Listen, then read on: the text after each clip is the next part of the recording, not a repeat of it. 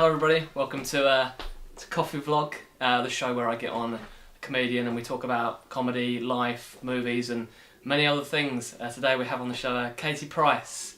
Do you want to introduce yourself? My name actually is Katie Price, Mum and Dad were big fans apparently.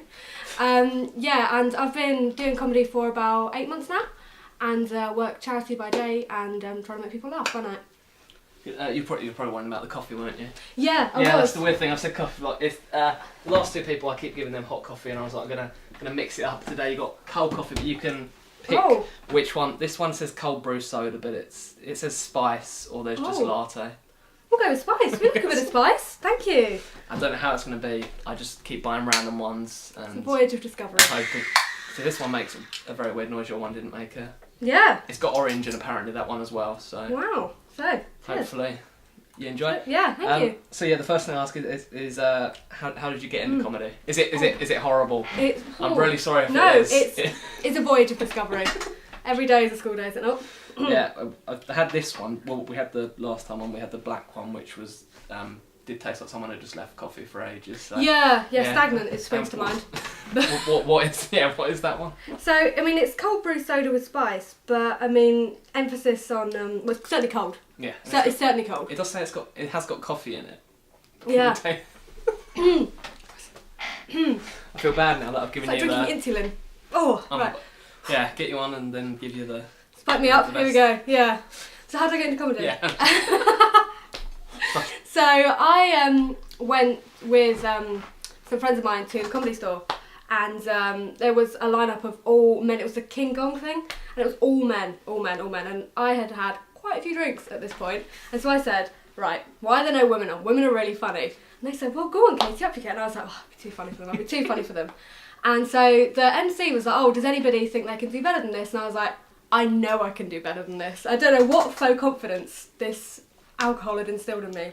And so I got up and I told one joke, which is a horrible joke. I'll never tell it anymore. I mean, I did for a while just because I had nothing else to go on. And it was that I'm obviously Jewish and I've got tattoos, which makes me the first person in my family to give consent before getting a tattoo. And I'm not proud of it. And neither is my mum. But but then it was kind of like people laughed and there was a pause, like, where's she going to go next? And then turns out that place was just back to my chair because I had nothing else to say. So you didn't get gonged off, but you just sort of. I kind of almost worse. I voluntarily gonged myself off. Yeah. And then sat down, and my friends could barely look at me. Like, why did you do that, Katie? Why on earth did you do that? So then I kind of thought, oh fuck. It feels great when you get the laugh, but ideally I would like it to be more than like a second. Yeah. And then to just dash off. So I went home, wrote some stuff, hung out with my mum a bit, wrote some more stuff, and then started kind of gigging around London, up and down the Northern Line. I've been going up and down the Northern Line. I've been. So what? So you comedying. did? How soon after doing King Gong did you actually start? A couple of weeks. I mean, I think I needed to prove to my friends that I still had a soul, and I was like, no, I'm going to try and be good at this. So dragged them along, and they were like, okay, fine, you can do it. So yeah, a couple of weeks after, and I feel like then I was just like, okay, I'm going to book about 30 in the diary, and then that way I have to do them. I feel like when I sign up for something, I have to do it. And it kind of really made me think like, oh God, can I actually do it? But to kind of get writing beforehand and like think about how I'm actually going to structure a 5 minutes and not just tell a really bad taste of a Holocaust joke, as most of them tend to be. So that's not sure. What is your sort of style of comedy then that you how would you describe it? So I mean, it's typically a bit of anecdotal storytelling. So a couple of things that happened to me. For example, as I'm sure Luke knows, I once, when I was on a tour of Israel, accidentally let myself into somebody else's house. Spent 3 hours there, ate some of their food, put my feet up, unpacked, made friends with some of their neighbours, and then realised I was in the wrong house and had to bolt. And so kind of, I guess, making light of stuff like that. And I've got a very Jewish mum, which is always good material, who's currently writing a book. Which is not good material for her, but it is for me. So yeah, things like that, and I think kind of like making, I guess kind of put my own spin on things that have happened and kind of sharing them with the world. I guess you could say. I guess you could. I'm gonna ask the weird question now. How is it with having the name Katie Price and doing comedy, and how has it been having that fun name? Well, I mean, it certainly means people remember me. And I think I've learnt to be able to joke about it. Like, I moved to primary schools when she went into the jungle. And I went home and said to my mum that, oh mum, people are laughing at me. And she claims to not know that, to not have named me after her. And so she was just like, oh, there are lots of other girls called Katie and no one's laughing at them, are they? So after I told her, she was like, oh, it's just character building, it's character building. So I've had to see it as character building and kind of make a couple of jokes about it. And I think, yeah, like just acknowledge it and then move on. That's been my strategy, I think. So I'm guessing, did you have a lot of material out of the name at first? Yeah, it kind of did form a bit of a setup, because I mean most MCs will normally introduce me as not that one, this one. Yeah, I mean I kind of have a bit, I guess, about being, you know, I'm not very religiously Jewish, but I'm kind of a plastic Jew, so I kind of really am Katie Price, if you know what I mean. So I'm kind of, yeah, kind of half-half, yeah. So I think it did form a lot of it, and I guess having to be the Jewish Katie Price, what would that be like? I mean, she'd be much better with finances, and I guess my mum would have definitely sniffed out who this mysterious girl was way before the wedding. So yeah, I've had to laugh at it. If you don't laugh, you cry. I wasn't sure if you were doing a pun on because she was married to Peter Andre. Yeah. Some mysterious girl, yeah, before the wedding. I mean, I reckon I could have got a better lawyer for that bloody drink driving court case she was in recently. Movies. What's your top three? Top three movies. Smooth. I was thinking about something here. I'm a big fan of Suffragette, feminist film. Came out a few years ago. Loved that. Thought it was really kind of hit me hard. And on a similar vein, kind of I guess with the theme of importance, I really liked Bird Box, which has come out recently. Which I watched A Quiet Place. Yeah. And I'm pleased the tickets were free. No, that's my review of that. Oh, it was. You didn't like it. I didn't like it at all. Like I really liked it, but I think it's because I'd been going to see a lot of films where audience had been speaking the whole way through, and it was the first time in ages where the whole cinema did actually go quiet. Yeah. I see. Like my friend and I won tickets to a great cinema in central London, and basically it was during the heat. I think this might have biased it. It was during the heat wave, and I had a can of Diet Coke I really needed to open, and it was absolute silence. And I started to, and I was hushed twice. I wasn't really following the plot, but I thought Bird Box was a really good way of kind of doing the other sense, and I really enjoyed that. And what is my other? I'll go with the classic Miss Congeniality. How wrong can you go with that? Yeah, How wrong? So 2 are Sandra Bullock fans. So those are probably my 3 faves. But I mean, looking at the array of films I can see ahead of me, I think I've picked probably the only 3 films I know. How do you feel about do you like the sequel to Miss Congeniality? Well, I think, yeah, I do.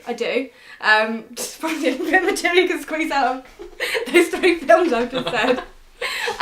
Yeah, I mean, I like the overall message of, it takes all kinds to be a feminist. But I don't know if you can tell from me saying this, I haven't actually seen the sequel.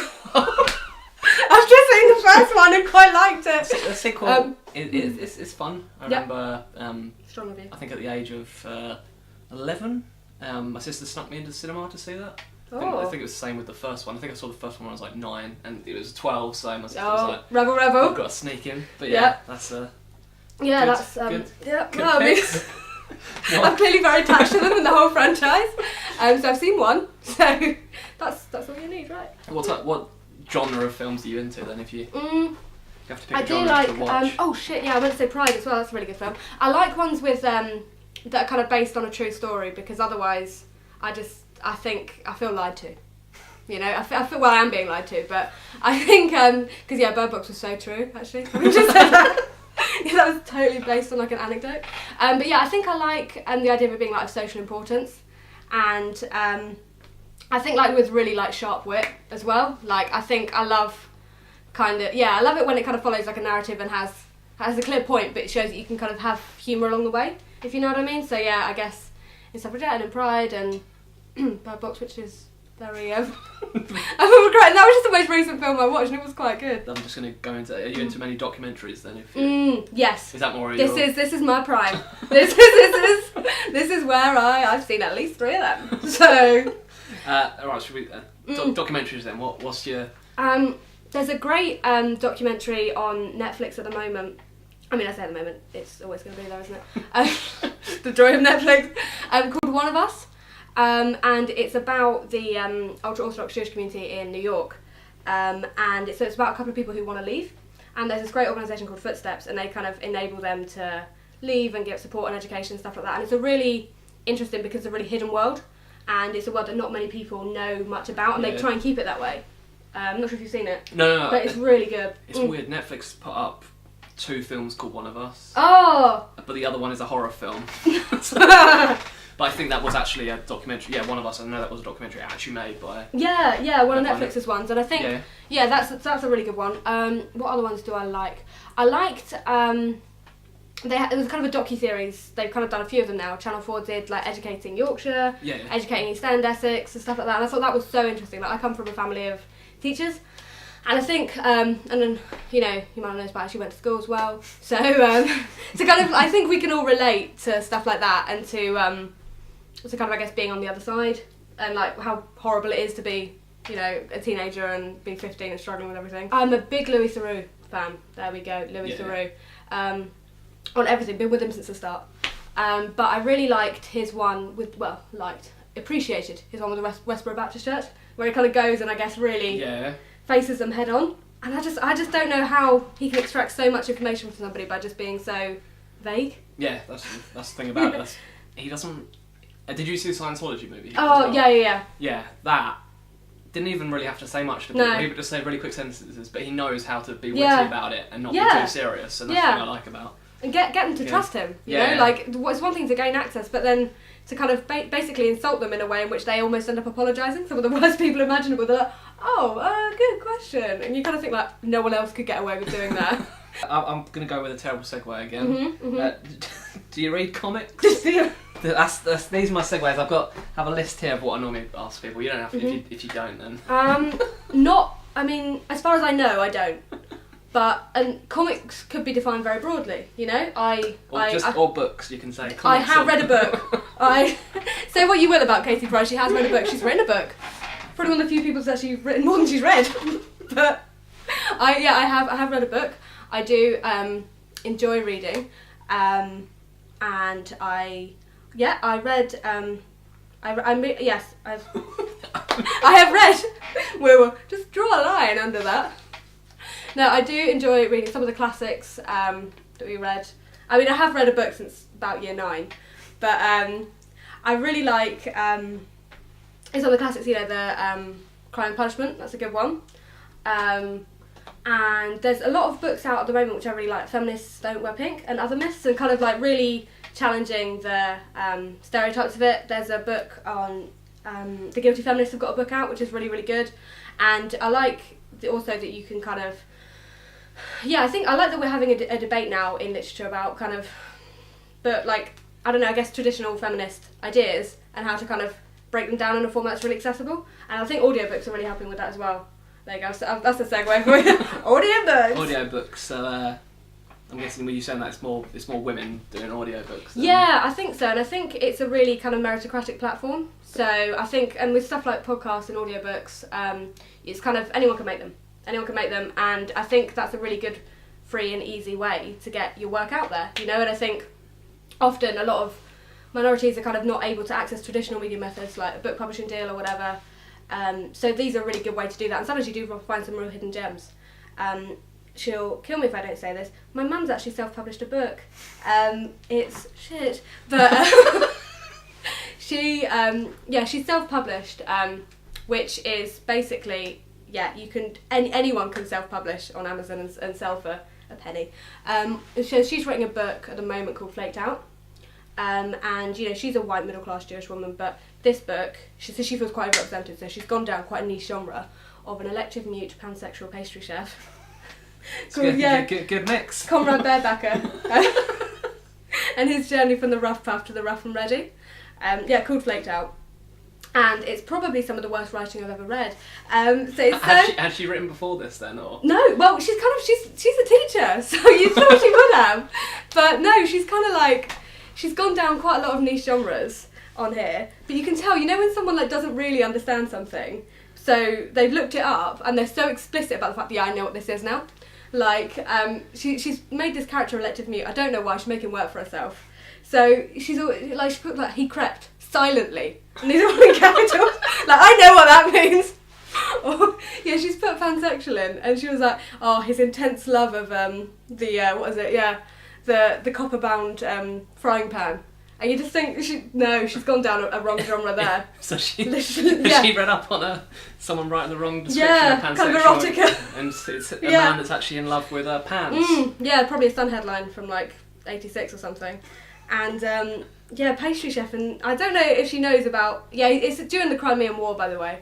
And I don't know how many pastry chefs there were knocking about then, but she's found one, and that's his name. So yeah, it's kind of a good thing.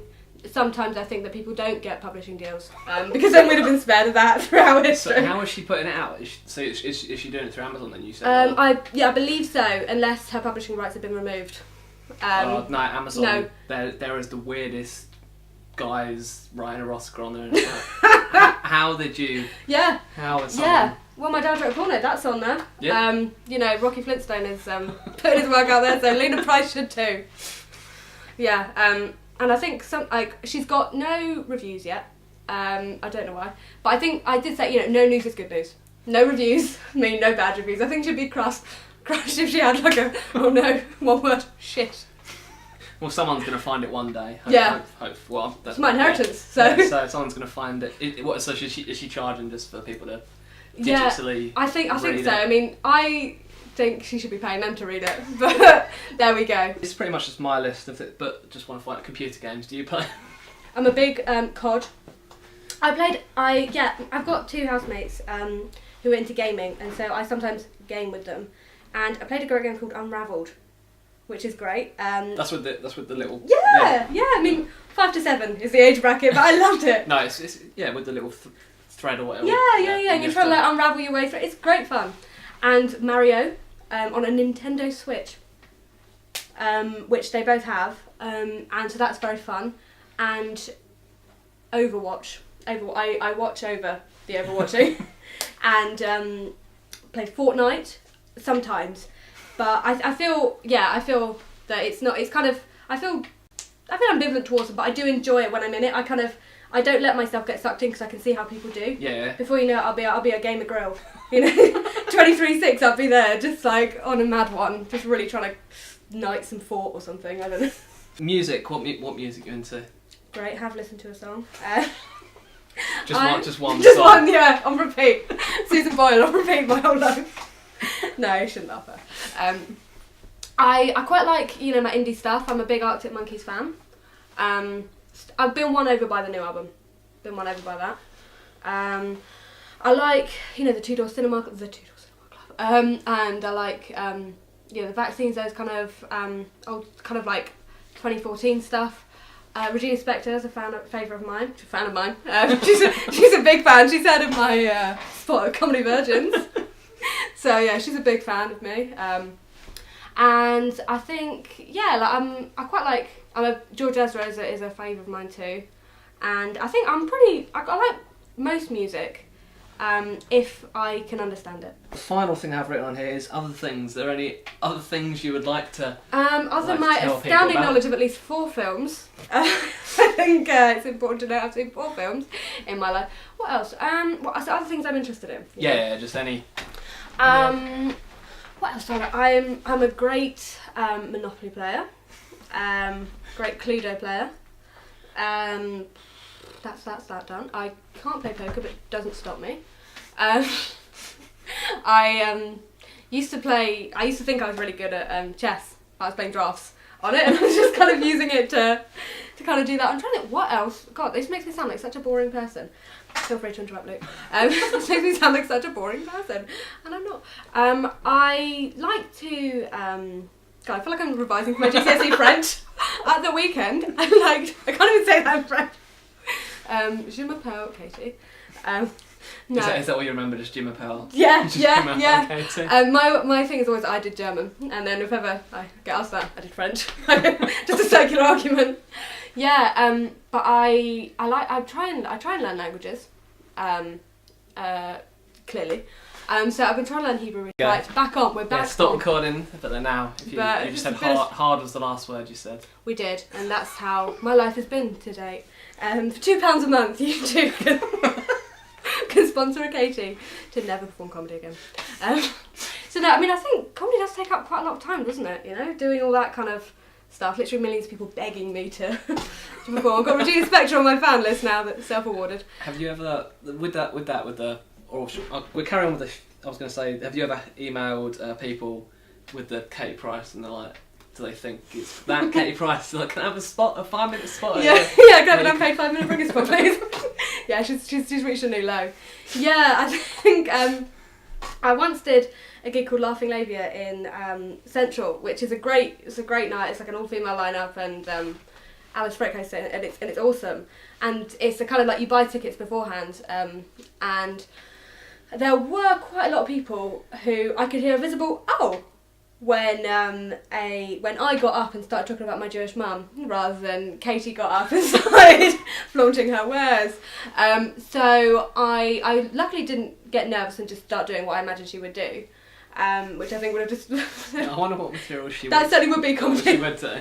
Yeah, I mean, I think I feel like I've been a part of her journey, you know, through each like okay wedding, and just kind of the highs and the lows, mainly the lows.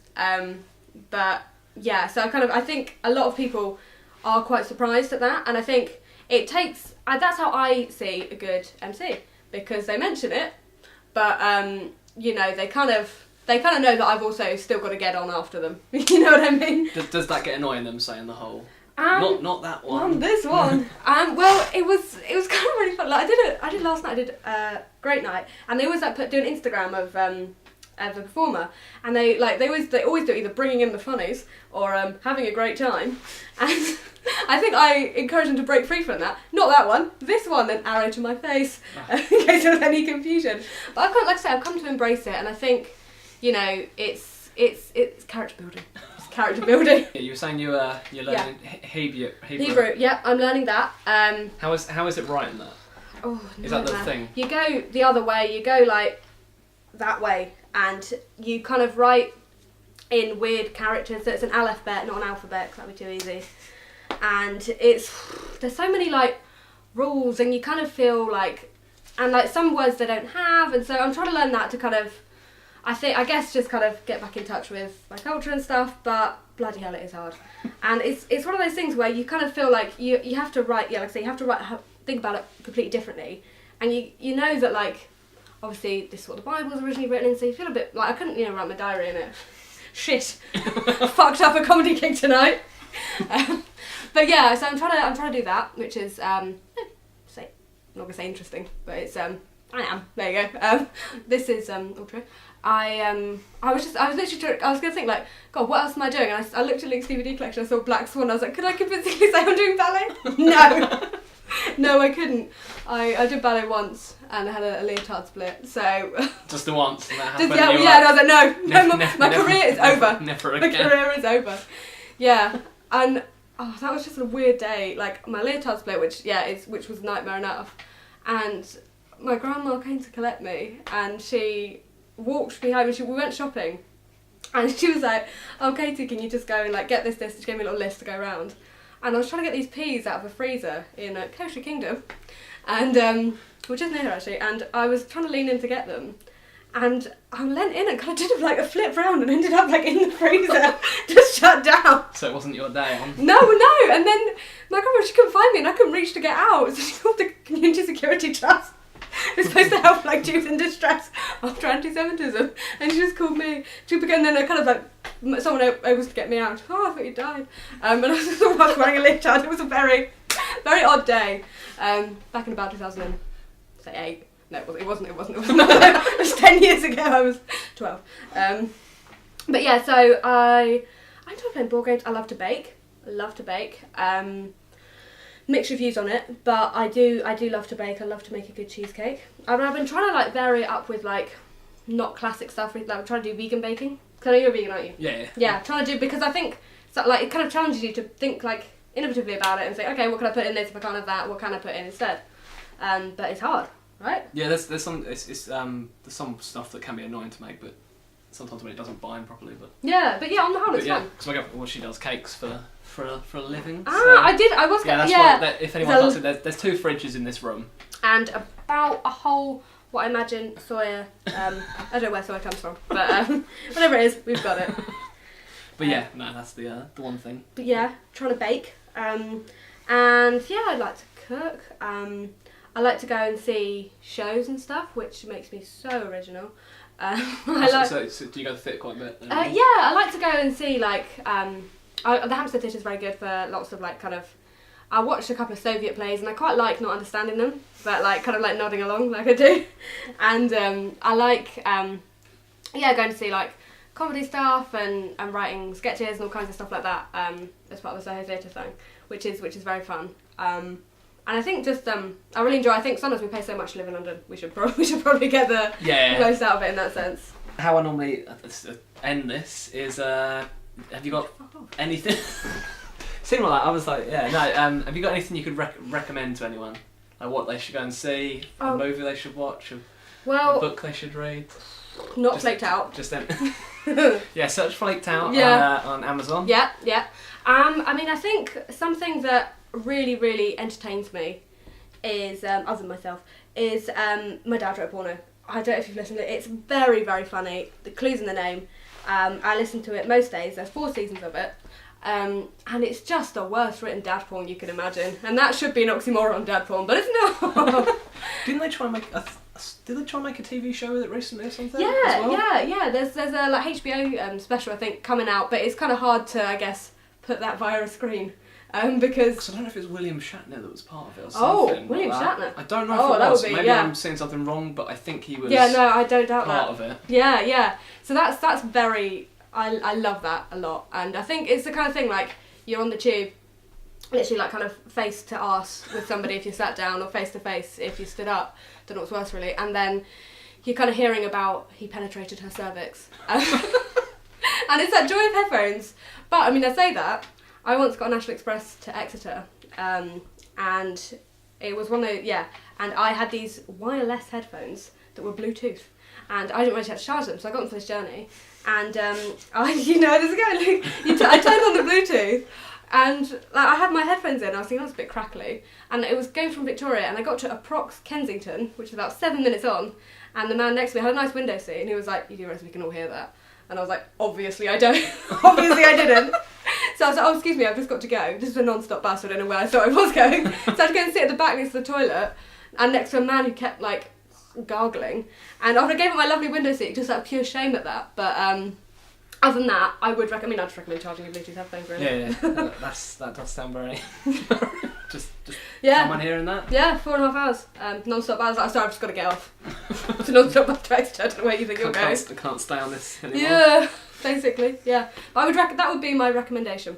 My Dad Wrote Porno. Not my mum's written a shit book. So yeah, I'm guessing Flaked Out, is that now on?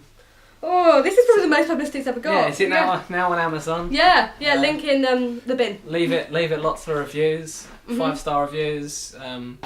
Yeah, they'll cancel out some of my 1-star reviews. What you've just been leaving? Yeah, just shit. Just loads of different accounts. Yeah, my alter egos. Thank you for being on this. I've done a really abrupt ending. Fuck off. But thank you very much for being. Thank you so much, Luke. Really sorry about the terrible tasting drink. I'll accept that apology. I'm not going to tell you not to. Trying to mix it up with the coffee, but yeah, bought a very bad flavoured one. Yeah. Thank you so much, Luke, for saving that for me. That was such a treat. You could have picked the latte, which I could have, and some would say should have. Wow, yeah, it was a bit better, but thank you. Thank you so much. Thank you. I'll see everyone on the next one.